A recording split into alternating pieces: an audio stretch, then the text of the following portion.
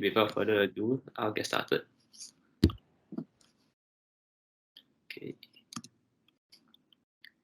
Okay, so firstly, starting with introductions.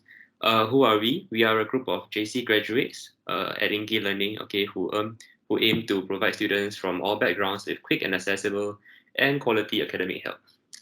So you guys, I'm sure you guys mostly came from our Discord server. Okay, if you haven't already, then do join us over there. There are a number of subjects, channels where you can basically share your queries or post your questions from school and exams. And basically there will be a group of experienced tutors who have graduated and are already moving on to top unis around the world.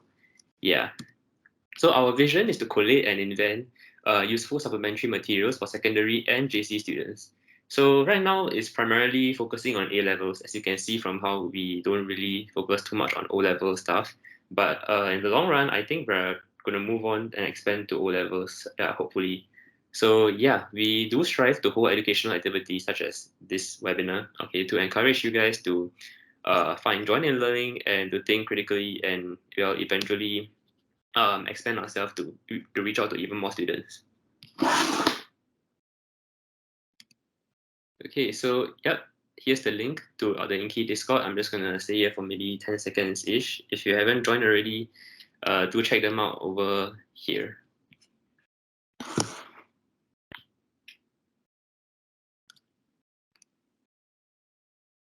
Okay, moving on. So moving on to more about me. Who am I? I'm that GP guy. Okay, as you can see on the right, that's my own Instagram page where you can drop a follow if you haven't. Over there, you get to see a bunch of content posts. It can be about anything from environment to politics to media. I basically do a summary analysis on a certain topic, and I try to make it a bite size so that you guys can like revise in time for exams for essays. Yeah, so it ranges not only from content but also to linguistics such as vocab or even grammar. And yeah, you can expect to see this kind of post on a weekly basis over there. So that's me. You guys can call me Aaron, actually. I'm more popularly known as that GP guy, but people call me Aaron too. I graduated from RJC in 2020. That's about 2 years back. Yeah, so right now I'm in NS, but I'll be moving on to uni NTU on a scholarship in about a year's time. Yeah. So if you've got any questions about GP, feel free to hit me up, or else you can check out my page for other further details. Okay. So this is our table of contents for today. It's pretty concise. I'll be going through some basic political jargons before focusing on two types of essay questions. The two types of essay questions are, I label them as populism, number one, and number two is media in politics. Okay, so those two are like the main gist, of the type of essay question that I'll be focusing on. I'm not going to deny that there are many politics essay questions out there. So the reason why I've chosen these two specifically is because I feel that they are quite commonly tested and they are pretty easy to score for. So if you haven't seen them already, well, you'll be seeing them very soon in your MYEs or in your class tests. And hopefully after I've gone through them today in this crash course, then you guys can go for it. Okay.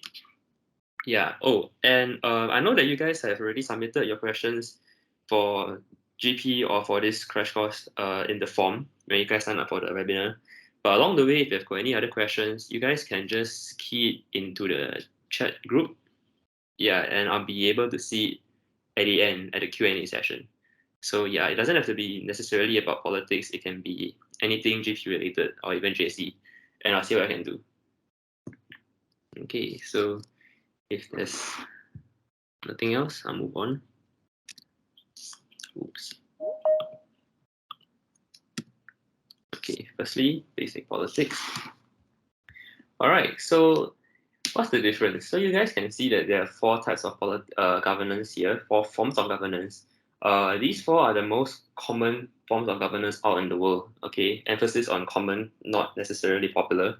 I'm sure you guys have heard of them at least once in your life. Okay, democracy, republic, communism, and the last one is autocracy. I think communism is quite easily understood. Basically, like China, okay, everyone is equal, or autocracy, okay, maybe like North Korea. These are real life examples around us, and I think most of us should have seen them or at least heard of them before, okay? But when you go down to the specifics, like what is the exact difference between the definitions, right? Some of you might not be so very clear, so I'm just gonna briefly show you guys now.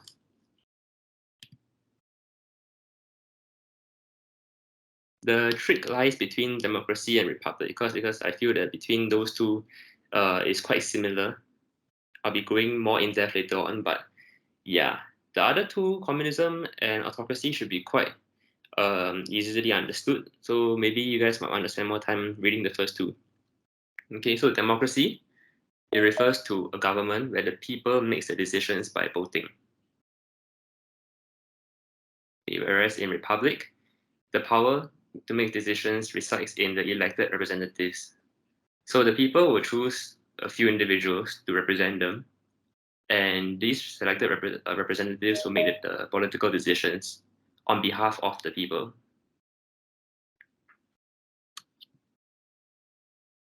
Okay, and for this webinar, as you guys have probably seen, I'm focusing specifically on democracy. Reason being, democracy is commonly tested for politics essay questions. Like the setting in which the the question is based on, okay, is mostly premised upon a democratic nation. Yeah. So I'll be diving deeper into what forms of democracy exist. Okay, there are many democracies um, out there, but the two most common types of democracies are direct and representative. Okay, there are others such as parliamentary, constitutional, socialist, liberal, but those are the less known ones, and is like straying off to the politics side rather than the GP side. So for the GP um, aspect, I'm just going to focus on these two, okay, because they will be relevant to what we'll be covering subsequently.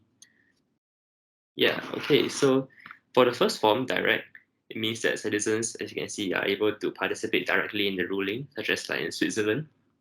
If you guys don't know, Switzerland is a classic example to refer to for national referendums. When countries make decisions on national affairs, okay, they hold referendums. Basically, everyone gets a vote. You voice out your opinion. You feel whether we should vote for, let's say, should abortion be legalized? Yes, no, and then everyone just votes. So that's a referendum, and Switzerland is a classic example for that. The other alternative would be representative. So representative democracy means they elect representatives, okay, to hold the power to speak on behalf of the people in the Congress or in the Parliament. Yeah, and you guys might find that very similar to a republic. Okay, I'm just going to go back. Earlier on, I've mentioned here that the republic is where people elect representatives to hold the power to make decisions for them. So yes, okay, you guys at this point you might be wondering, like, is it similar or what's the difference? The answer is that democracy, okay, representative democracy and republic, they are not mutually exclusive. Okay, they're actually quite similar. Yeah, and the key difference actually lies in the limits that is placed on the government by the law. So for the republic, okay, there's actually a fixed set of laws which might be implemented to make sure that the um, minorities, okay, their rights and their rights as a citizen are not being violated upon. Yeah, uh, just to meet the majority's interests. So that's the difference. That's a very subtle difference between democracy, representative democracy, and republic. Okay, and it's good to note at this point that in a pure democracy, which doesn't really exist anywhere, the majority is not restrained in any way. Okay, because they can basically impose their will on the minority. Yeah, so that's the difference. Nowadays, most modern nations, such as US, okay, UK, I would say that they are democratic republics. So it's like a half-half like that, with a constitution that can be amended by an elected government.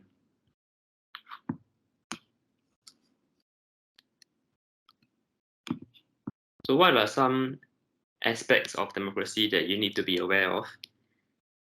Pros and cons. Okay, firstly, we can look at the left-hand side first. So the justifications for democracy, okay, why people feel that democracy is good, is effective, is because of freedom, specifically freedom of speech and equality for all. So in a democratic nation, you're basically able to like voice out your opinions. Okay, you have a say. You can actively express yourself and let the people around you know about what is your views on a certain affair or news or national event. Yep, and equality. So that means that we are all equal. It's not that I can vote but you can't vote because I'm better than you. There's no such thing. That's basically what it means. Everyone is equal in a democratic nation. Political participation.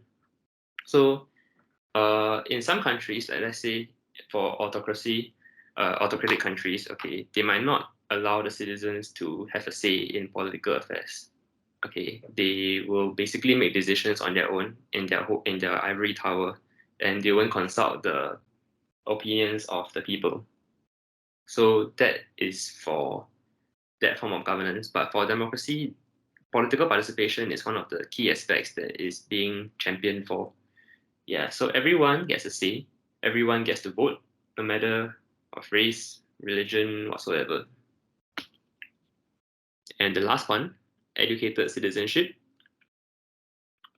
That basically means that every citizen is educated, okay, on what is going on in the nation. They are aware, and they are not um, prevented from being aware of all these updates on what's happening around the world. Yeah. Okay. Then for moving on to the criticisms, which is quite important because they can be used for subsequent arguments in the essays that we'll be going through soon. Firstly, we have illusory sense of participation in political decision making. So what does that mean? As I've mentioned in the justification, everyone can participate, no matter of race and religion or whatsoever. And that is actually it can be critiqued upon that it gives us an illusory sense that you actually have the power to make a difference. Okay, but in reality, some people say that that's not the case because when we have majority versus minority impact, the minority's opinions might not matter as much. Okay, or in the grand scheme of affairs, when we have millions of people making votes, okay, your vote might not really make that much of a difference. Yeah, so it gives us the people the impression that they have a say or they can influence. Okay, but reality might prove otherwise. So that's one criticism. And secondly, which is one of the more common ones, voters aren't experts. So it literally means what it says that people like you and I, we might not be far-sighted enough. Okay, we might be too myopic because we don't know enough about politics. So when it comes to making political decisions, it might not be wise to get our opinion because if we were to voice out what we feel right about national events, it might not be accurate. Okay, it might even negatively impact what is right for our country. Yeah, because um, we only think from our own self-interest. Okay, we only think on the behalf of ourselves. So it is not good for us. Chances are we won't advocate for it. Yeah, such as like maybe increase in taxes. So in reality, it might be better to trust this decision-making power to the government because they are, well, I would say they're more certified, they're more qualified, and they have been trained, they're experienced. So they are more knowledgeable on the grand scheme of affairs in terms of um, the balance and the nation's resources, so and so. So they might be more um, knowledgeable and expert, okay, enough to make a decision. And the last point, tyranny of the majority. So as I mentioned earlier, majority versus minority impact. A lot of times in democracy, as you can tell, that when everyone gets a vote, chances are the majorities will, okay, their interests will most likely be reflected more than the minority. Okay, because if we are voting on a certain topic and the majority of the people choose to vote towards their interest, okay, leaning towards their interest, chances are the minorities' votes wouldn't matter as much in making a difference. So it's quite obvious that most likely they would be oppressed. Yeah. So that's one of the criticisms for a democratic nation.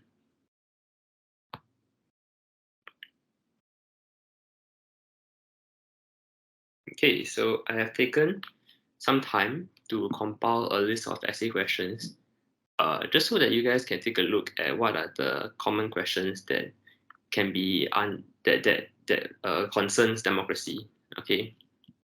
As you can tell, the reason why I'm focusing on democracy for this webinar is because it's really commonly tested. Not if it's not democracy, it could be aspects of democracy, such as freedom of speech, okay, popular viewpoint or their own convictions. Okay, and it's good to note that the last three questions, okay, they're actually tested in the 2020 A-level paper one. Yeah, so it's actually more commonly tested than you can imagine. So that is why I think one of you asked before on in the forums, like, should we even study for politics? Yeah, this is why, because politics comes out really often. So if you can make sure that you know some basic understanding of what is democracy, what are the aspects of it, okay, then it will be good lah. Yeah, because in my opinion, I feel that it's quite an easy question to score for. Okay. Now moving on, populism. Populism, according to Google, it refers to a political approach that strives to appeal to ordinary people who feel that their concerns are disregarded by established elite groups. Okay, in other words, if you don't understand what this means, it's basically saying that populistic governments, they come up with policies or campaigns. Okay, let's say during elections, they'll intentionally say stuff that appeals to the majority. Like I will lower tax, I will give out free vouchers, I will make education free, I will give everything free. And I may not necessarily hold true to my words, but I'm just basically saying it to make sure that you vote for me in the election. Yeah, so that's what a populistic government would sound like.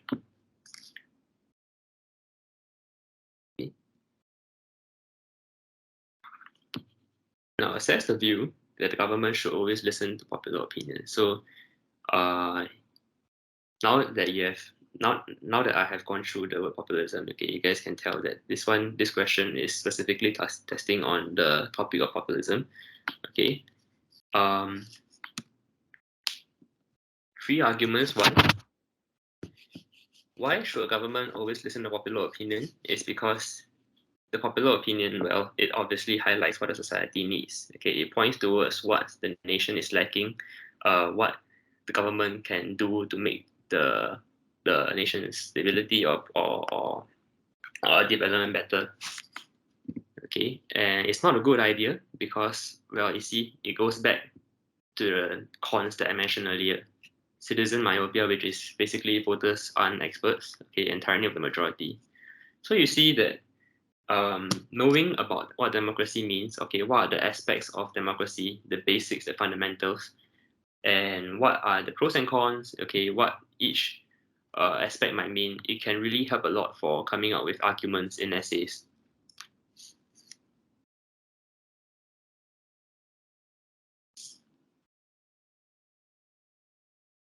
Now, our first point highlights what the society needs.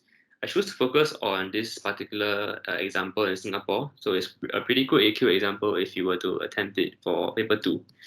Okay, our Singapore conversation, if you have heard of it, it will be good. It was first initiated in September 2012 by our PM Lee Hsien Loong as a national conversation among Singaporeans. Okay, so they have two objectives. Firstly, to engage Singaporeans on their desired future for the nation. And secondly, to establish a broad consensus on the key issues that should be addressed. So, as I've mentioned earlier in the pros for democracy, okay, political participation. This is one form in which our our nation, okay, Singapore tries to include us in the policy making decisions. They get our opinions on matters that affect all of us on a national scale, such as in this case, maybe I think they're talking about education in the top right picture over here. Yeah. So education was one of the core focus for our Singapore conversation, I think in 2016. Yeah, this was the first round in 2012. They had a second round again in 2016 or 17. Can't remember. But yeah, so basically they were talking about policies related to our younger generations. Um, what are the programs that can come that the MOE can come up with to make learning better and more enjoyable for the younger generation? And it's important because this kind of updates, okay, this kind of inclusion, it allows the citizens, you and I, to express ourselves, make sure that our views of national events are being heard.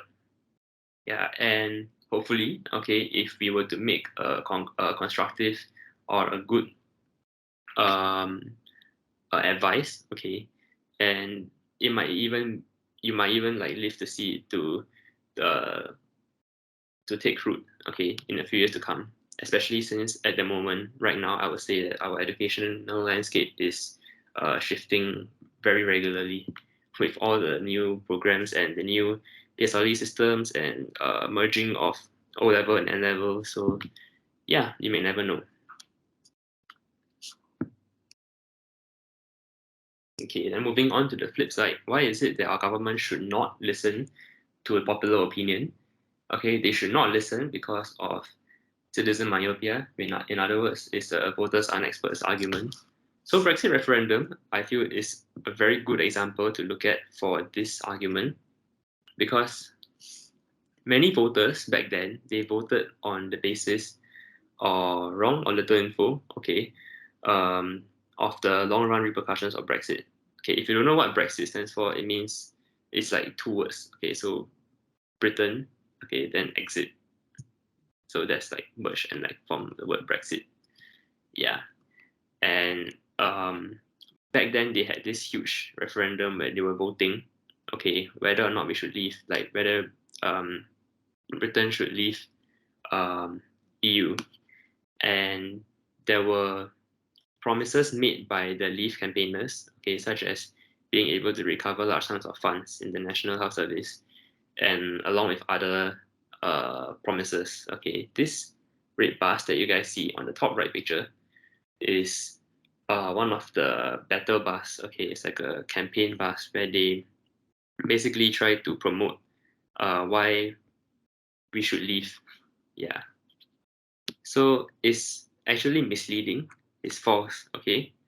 So as you can see in the on the label on the bus, okay, it says we send the EU 50 million pounds a day. Let's fund our NHS instead. Okay, which stands for National Health Service. Vote leave. Let's take back control. Hashtag take back control. Okay, so um, it has been statistically proven that this message that was being printed on the bus, right, the battle bus, is false. It's actually fake news. Okay, it's misinformation. Um, the head of the UK Statistics Authority, okay, he already debunked whatever was being said on the bus, okay, and said that it's misleading after there was a complaint from one of the Liberal Democrats. Yeah, and yet after a few weeks, this bus still went into the campaign unchanged and is still there with all those words still there. So it's misleading and it influenced a lot of people into voting for Leave. Okay, so I did a bit of research if you would like to know the specifics about what's misleading about this slogan, is the fact that 50 million pounds a day, okay, a week, that would be 350 million pounds. So 350 million pounds, they say that we send the EU 350 million pounds a week. Okay, that's what they say. But in reality, okay, this 350 million pounds figure is obtained by dividing up UK's official gross payments to the EU. But it's misleading because before they transfer any money, a rebate is applied. Let's say in 2014, there was a 4.4 million rebate, okay? And apart from that, there are other forms of funds that are being sent back for other areas such as agricultural guarantees or payments to the public sector. So in other words, in reality, they only pay a very small sum of money. Yeah, and that's why they say it's misleading. So citizen myopia. In other words, they don't know what the reality of the political situation might be, but they voted based on little information. Maybe they just saw the bus going by and they just voted leave. So that's how it negatively impacted the referendum. Okay, and tyranny of the majority. For this argument, okay, it would be good to look at the Bumiputra policy in Malaysia. This is a very common example that people would use for this argument about how the majority oppresses the minority in democracies. So as you can see from this cartoon at the bottom right, it's like a number 1 with a Malaysia at the bottom, and the roots form racism. So yeah, if you study history, then it'll be useful. In Malaysia, Bumiputra policy, okay, also known as the majority affirmative action policy, it basically grants special privileges and rights to the Malay race, okay, in the form of racial quota and um, uh, privileges on like job applications.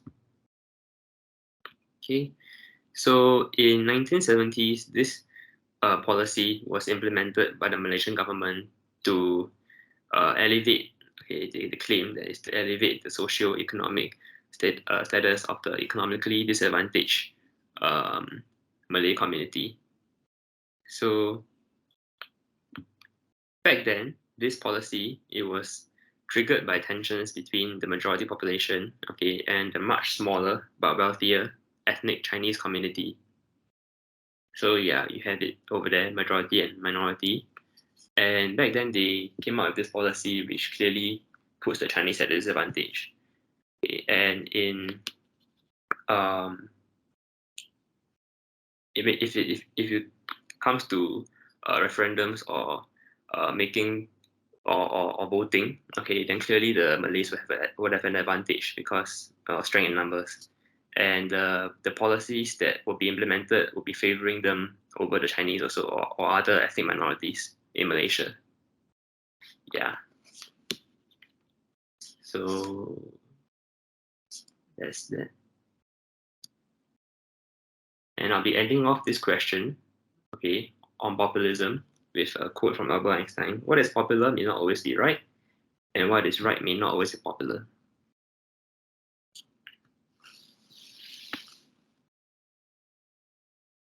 Okay, moving on. Okay, so for the first question, I managed to cover an aspect, okay, a political ideology in democracies, okay, populism. Moving on, I'll be touching on media and politics. Reason is because back then when I held a poll, okay, on my account whether or not to hold a crash course on politics or media, majority voted for politics, but media come in pretty close to like a few guys off. So I'm just gonna cover on one question: social media and democracy. So it's like half like media and politics. Okay, so social media is a force for democracy. Do you agree? A force in this case, it means that it's a tool. Okay, it helps. It supports democracy. It makes it go further. So do you agree? Definitely. is a tool for advocacy, and not a good idea because of censorship or echo chamber effect. Now, if you want to take the stand of no, you disagree, in other words, you're coming out with arguments, okay, on why is it that social media might not be so helpful. It might not be a good tool for democracy because there are certain aspects or areas that limits its power, okay, to help to further democracy. Yeah, okay, so we can tackle this one by one first, starting off with yes, I agree, because social media is a tool for advocacy. One case study that we can look at is BLM. It's a very common example that I'm sure most of you will know. Okay, so the specifics. BLM actually started off in 2013. Okay, it didn't start off with George Floyd. George Floyd was one of the last straw, but before that, it had already existed for years. Okay, many, many years. So it first started out when a policeman, okay, he killed a 17-year-old black teen. And this hashtag, okay, BLM, Black Lives Matter, it was used 30 million times on Twitter with around 17,000 mentions per day on average. So those are some pretty high statistics. And it is not only used by the black people now. Okay, if you look at it now, it is used by many people around the world, people who stand with them against the tyranny of the police force in US. Okay, and despite being a minority race, the hashtag has transcended the physical numbers and is supported by everyone around the globe. So why is it a tool for democracy? Because advocacy. Okay, remember one of the justifications for democracy is about freedom of speech, okay, freedom of expression, equality. Yeah. So this argument, it shows how social media furthers that pro of democracy. Yeah.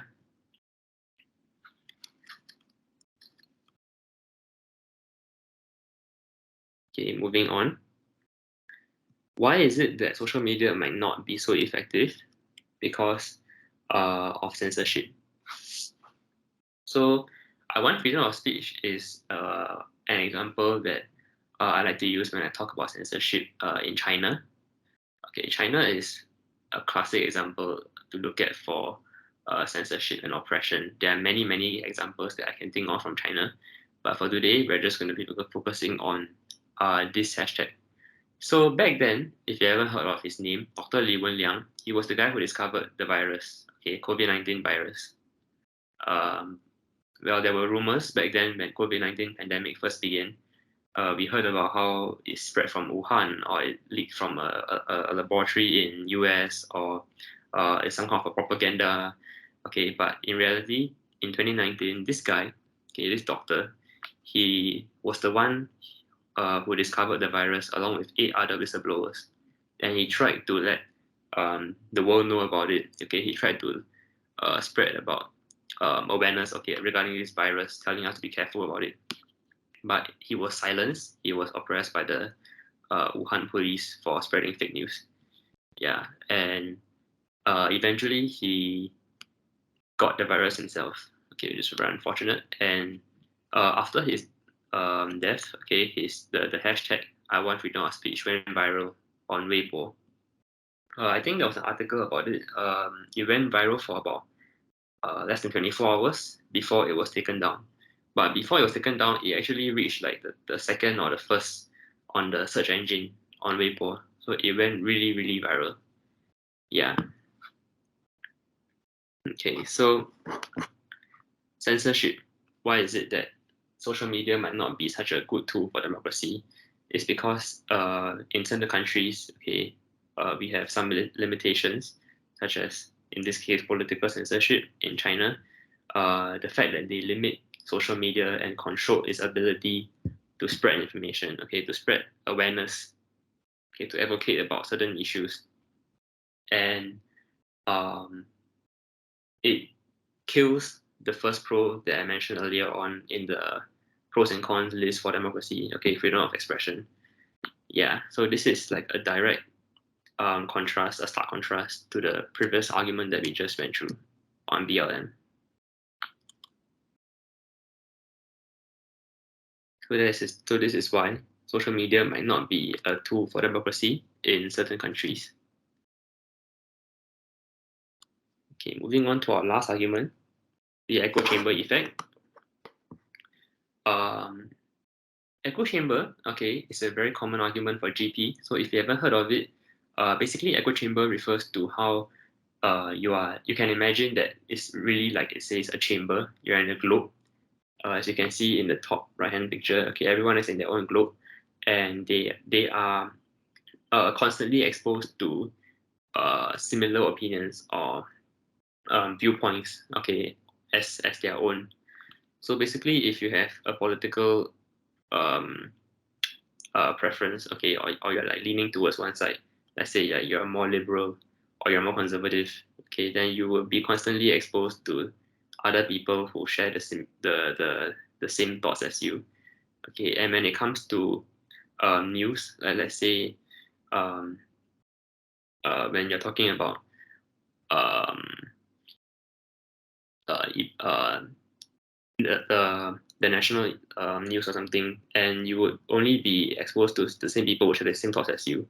So you are not like exposed to more like alternate information. That means that what you know is very limited because you only know so much. Okay, and you're not exposed to other viewpoints from other opposing sides.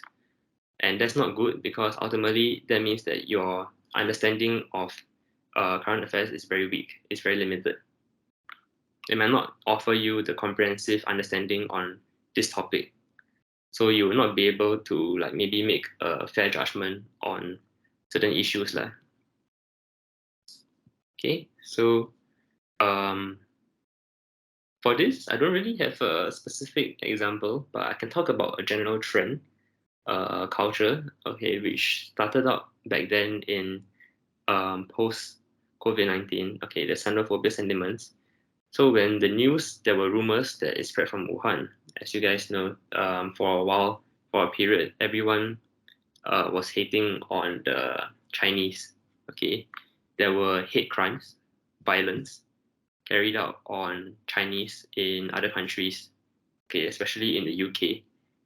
Asian Americans, they were all being assaulted. Okay, there were news of them being attacked publicly on the streets because of xenophobia sentiments. So if you don't know what xenophobia stands for, phobia means the fear of something. Okay, so sino is just Chinese, specifically focusing on Chinese. It's like xeno, but xenophobia is about like in general other race. Okay, but xenophobia is specifically focusing on just Chinese.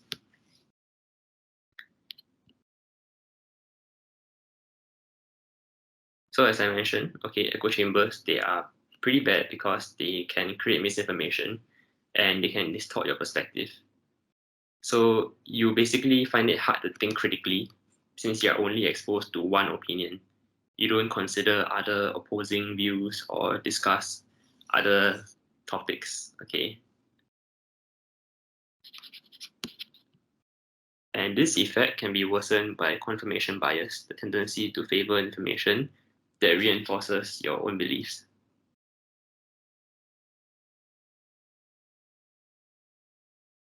Now, why is it that this is related to the question at all? Is because social media is a tool for democracy. Okay, and you disagree with it is because, as you guys know, social media have algorithms. Okay, and the algorithms, they control or they structure, they influence what is exposed to your feed. Yeah, so it's not random. Okay, whatever that you see on Facebook, on Instagram, on Twitter, it's not random. They actually have a strategic algorithm that analyze what are your preferences, what are the content that you like to see, what is your um, beliefs or your interests, and they will use it, okay, the information based on what you like and what you comment on all those posts. They will gather all those information and do some big data analysis and conclude that, oh, you are a so and so person, and they will only expose you to certain information. Yeah, depending on your preferences. So this echo chamber effect basically comes in naturally with our use of social media, because the more we use social media, the more vulnerable we are to this kind of algorithms.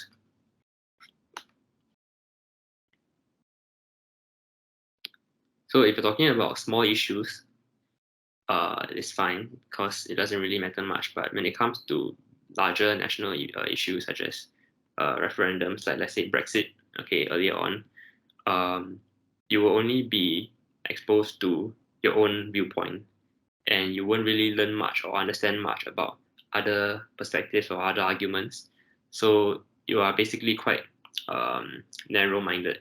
Yeah, you don't have a big picture understanding of the whole issue. So that means that you might not be able to make the right judgment call.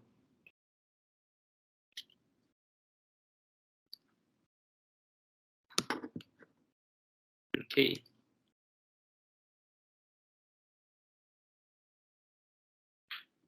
To end off, I have another quote for this question also. If you open the window for some fresh air, you have to expect some flies to blow in, from Deng Xiaoping. I find it quite suitable for this question because social media and the fact that we took on the negative stand. Yeah.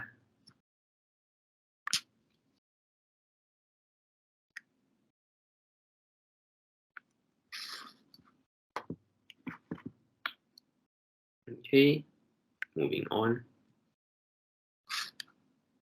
Okay, if not, I think we have come to the almost the end of the webinar, the Q&A section. Here's a QR code that you guys can scan to feedback, okay, about the webinar and what you have learned from it. And in the meantime, I'll be looking through the questions that you guys have submitted.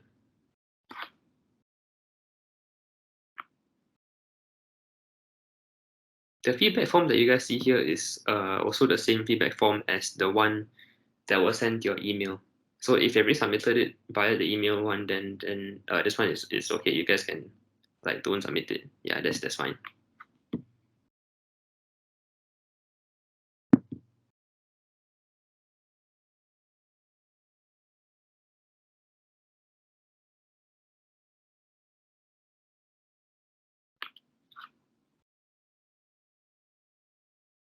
Okay. I've got a bunch of questions for GP in general. I think we'll start off with the one on time management. Let me see.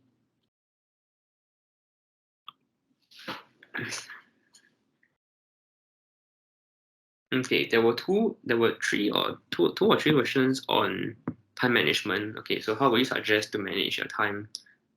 What should we be doing 1 week before MYEs? Okay, I would say that in general, right, for exams, okay, for any subjects, you shouldn't be still scrambling for notes in the last week. Okay, the last week, in my opinion, is where you settle down with your notes and you revise them, you review them, try to memorize them, understand them, and get used to them before the paper itself. So that 1 week is not like a lot of time actually. Is for you to make last preparations. Yeah, mentally. So for GP, I wouldn't recommend that you spend too much of your last week doing practices.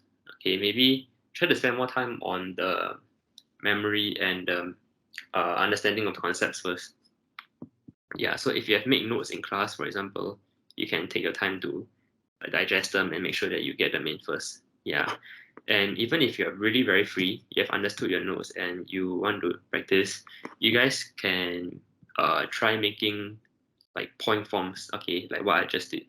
Maybe a bit more elaborate because mine was very brief, but um, like just form a simple outline, a template, okay, for your essays. Yes, no, why, what are the examples, what are the arguments, how do you want to argue it? We add in a bit more words for elaboration, and yeah. But don't spend too much time writing the full essay because chances are in the last week, no one is going to mark your essay. Okay, and unless you have a tutor or you can mark it yourself, or else yeah, it's pretty much a waste. So if you spend the time writing a full essay, Okay, instead you use it to write like small essay questions. You write out the templates and the outlines. That will mean that you can cover more essays in the same time. Yeah, and it's also easier to revise also, because after you have finished writing out those arguments, right, you can revise them and like review them easily since they're all in point form. So it's fitting for like a last week preparation. Yeah. Also, if you're new, okay, I would say that teacher consultations normally don't happen in the last week. Like, as far as I can remember, a lot of teachers will like tell the students in the last week. They'll be busy with preparation and their own administrative aspects, so they're not free for consultations at all. At least from my personal experience lah in JC. Yeah, so if you ever want to like arrange for consults with your own GP tutor um or anyone, then try to make it before the last week, like maybe um 3 weeks before or 3 to 4 weeks before. Yeah, give them some room to plan out their schedule first, so that they won't have an excuse to like ignore you. Yeah. Okay. Essay planning skills. I've held a separate webinar on that. My first one actually. The video to it is on Inkie webinar. So you guys, YouTube channel. Okay, the video is called, I think it's called essay writing webinar or something. Yeah. So it basically shows you how to form a full essay structure. Okay, what is a concrete structure, and what are some good arguments that you can use following this structure. Yeah, the details I can't really remember it too much, but you guys can like watch it at one time. Okay. How to craft an interesting intro. Same thing. I also covered that during the webinar also. So you guys can rewatch that recording.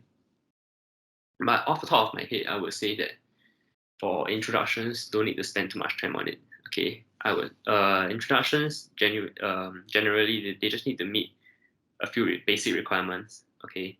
Having a thesis, in other words, presenting your arguments like okay, pros and cons, your critics' views, your own arguments for this topic. Maybe defining key terms, okay, like unpacking the metaphors, or trying to break down what the question is talking about. Those are some basic aspects of a introduction. But beyond that, as long as you have written all these aspects for introduction, right, you can move on to covering the arguments already, because the arguments are like the main part of the essay. Yeah, if your introduction is too long, you would basically waste too much time, and you don't have enough time to develop your arguments subsequently for your essay, and it'll be a rush.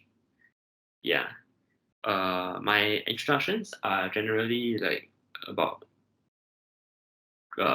5, 6 lines. I don't write too long, but as long as I cover the basic fundamentals, then I'll move on quickly. Yeah, because there's really not much time for essay. It's just 1.5 hours, so it can be really really rushed.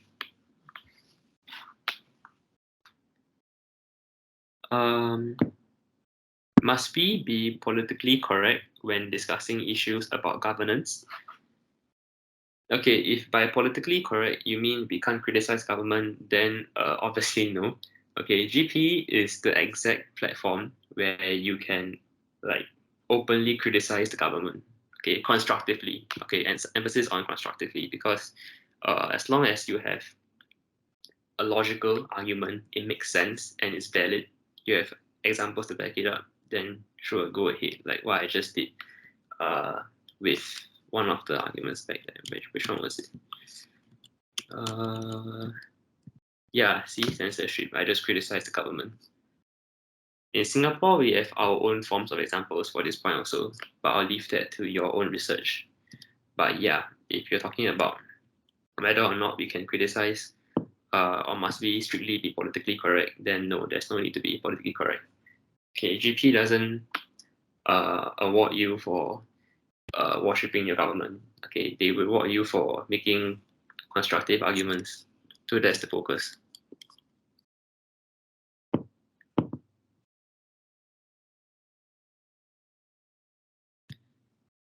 Okay. AQ. If you have a really niche AQ topic that you don't know enough about, what is the next best course of action?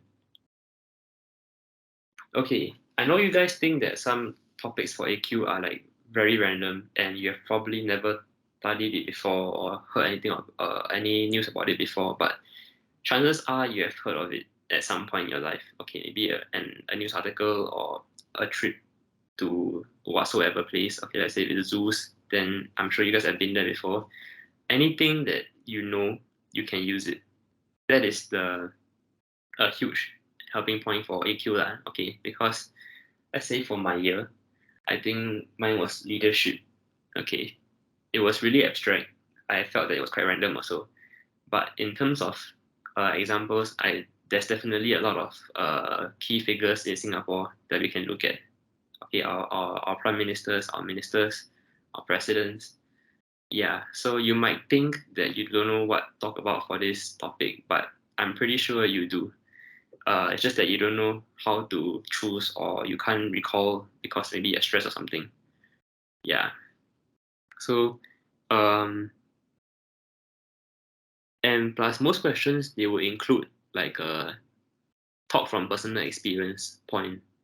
Yeah, so that's basically to help you to like have more grounds to talk about. So if you really can't think about any concrete examples out there in Singapore, then maybe you might want to spend a bit more time talking about your personal experience.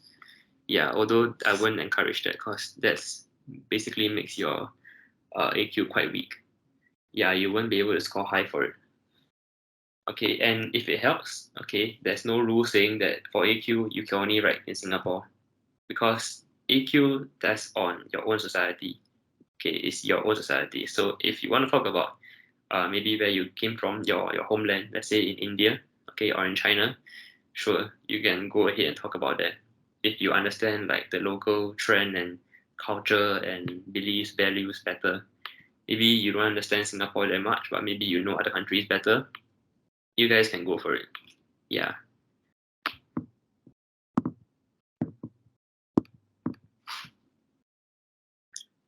Um, what is it?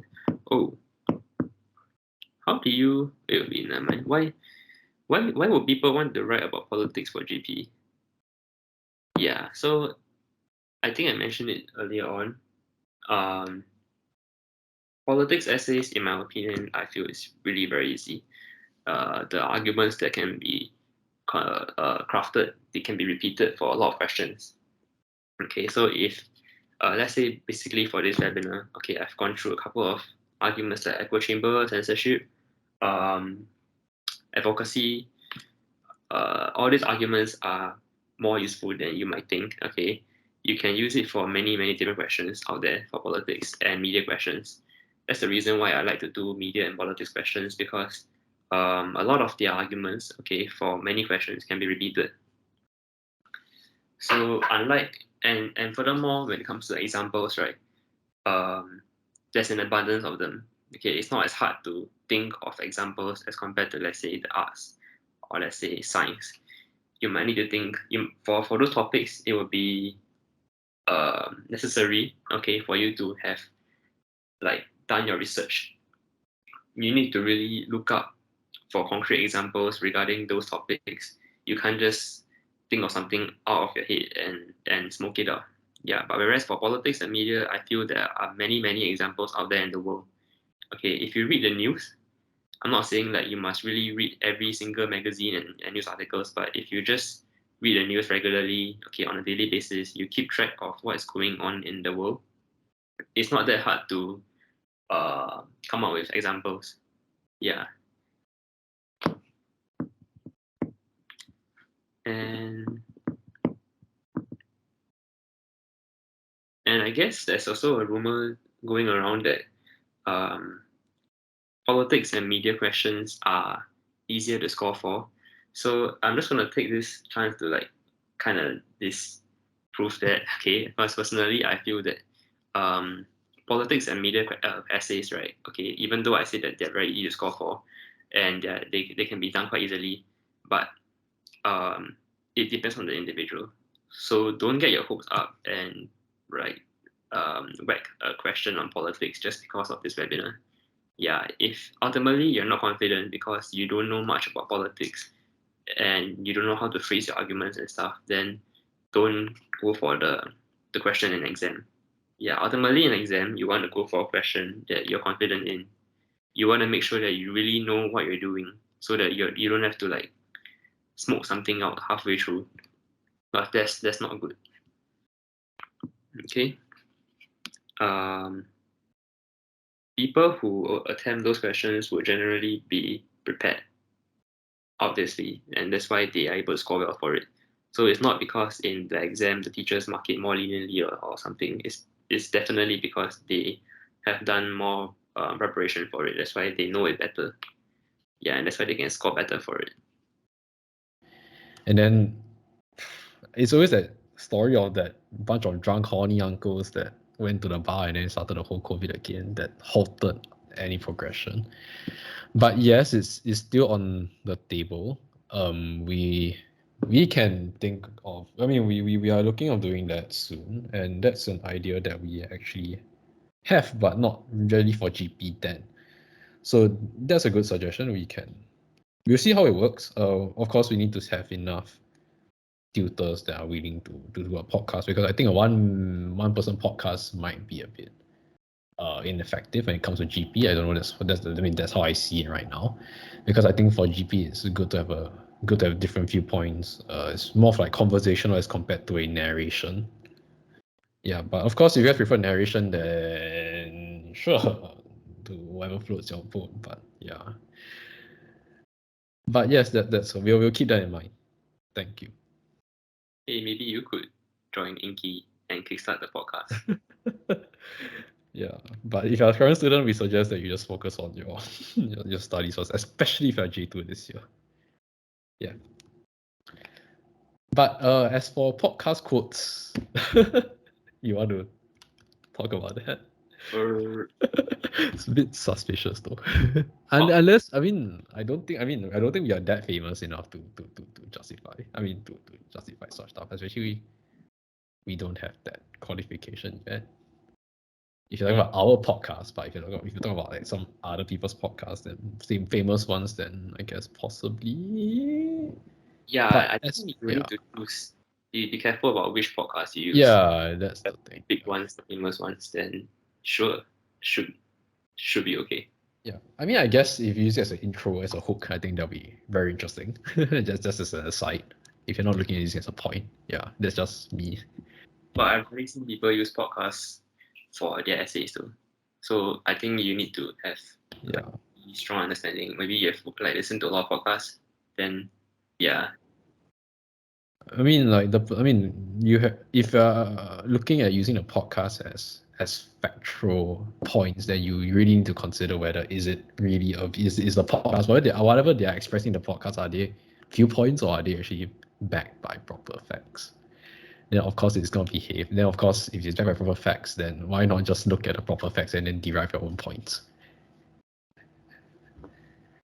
Yeah. Okay, but anyways, back to you for if you want to continue with the next question. On reverse GP, like example, how you organize your example bank for paper 1 and AQ, and how to prepare for SAQ and AQ. Okay, that's a lot of questions. Firstly, I think we can do it bit by bit. Okay, so example bank for paper 1. Organization, it really is up to the individual. There is no best way to do it, I feel. For me, I arrange it like topically. So I have a media, I have a environment, science and tech. Okay, then I just like compile it there. And obviously for media, science and tech, okay, politics, there are many different aspects. Let's say for media, there's echo chamber. Okay, there's censorship.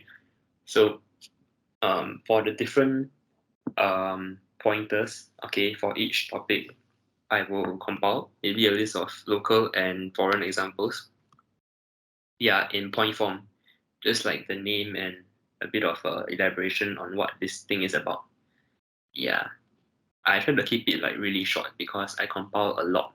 like my own notes, which I'm still using now for my lessons, have like over 100 pages on Google Docs. Yeah, so it's like really, really heavy, content heavy. So I try to keep it short so that it's easy to memorize. And the same goes for AQ lah. The same example bank, okay, it can be used for both paper 1 and AQ. Because I don't like separate local and foreign, I compile it together. So that's just me. So if you want to do it, you can also come up with your own, maybe your own structure. AQ, how to prepare for paper 2? Okay, SAQ, I feel it takes practice, just practice, because paper 2 for comprehension, they test you on your ability to read between the lines, okay, to think critically. It's not like in secondary where you can just copy paste the whole sentence and like get the full marks. Yeah, I feel in GP for paper 2, there are a number of questions which really require you to think deep and to really try to understand what the text is about. Yeah, so that takes practice, because if you are not linguistically strong, okay, you don't understand what certain texts or certain messages mean, then you will need to read more and practice more, okay, to like get the drill going so that you know how to answer all those questions. And I can say that for GP, you may not be able to predict the question, like the comprehension topic, but the question types can be prepared for. Okay, if you notice that there are certain types of questions, like what do the italics mean? Okay, why does the author say this in this tone? That maybe, yeah. So that's how maybe you can try to build a trend and compile the common paper 2 types of questions. Yeah, and you can prepare like a fixed template or answer to meet those questions also. At least that's how I did it for my own paper 2 lah. So that's one way that you can prepare for it. Same goes for AQ. AQ examples, you can refer to the example bank that you prepared for paper 1, and the structure you need to practice again and again. Yeah. Time management is really key. It's even more crucial for paper 2 than for paper 1, I feel, because you need to do like a summary and a comprehension and an AQ. That's like 3 things in the same time, and that's very rushed. Yeah. So if you're talking about doing a full practice, right, which I recommend, okay, for paper 2, then it can basically train your ability to like finish each section quickly. Yeah. So good recommendation would be for paper for the SAQ, maybe like for the let me see, 40 to 45 minutes. Okay, 45 minutes around there. Then for summary is about 10-15 minutes. Yeah, and for AQ about like 20 to 25 minutes. If you add it up, that will leave you about 5 to 10 minutes extra. That one is for buffer. So in case you want to use more time somewhere, you can use it. But if you exceed your time for like the comprehension and then you spill over to summary and spill over to AQ, then that's not good lah, because I know a lot of students have that issue where they basically like cram 1 or 2 sentences for AQ and that's it. Then that's like a straight 0. So you wouldn't want that lah, which is why I would say time management is very important for AQ. Just a sidetrack. If you're interested on AQ techniques, we actually conducted a webinar. Oh yeah. Last year, July, or is it June? I can't remember. Yeah, but it's in the playlist that I sent earlier. Yep. Yeah, so you guys can check it out. So we actually have webinar for AQ and also for paper 1, and now politics and governance. Yes. Just short of paper 2. I'm actually able to be a teacher. Avoiding it. Oh, but paper 2 is just, oh boy. SAQ. Paper 2 is it just needs practice. I feel. I mean, there's no hard and fast way because the questions varies and the content also what they're looking out for. There's really not exactly a way to impart like actual techniques other than just helping points. I think for the technical questions, they can be prepared for lah. But for the more abstract ones where they ask for your opinion or your viewpoint, one is it's tougher to prepare for. Yeah, honestly, right, from my year, the GP, it will hit you with the most unexpected topics. Yeah, so be prepared for topics that you never thought would actually come out, but it comes out.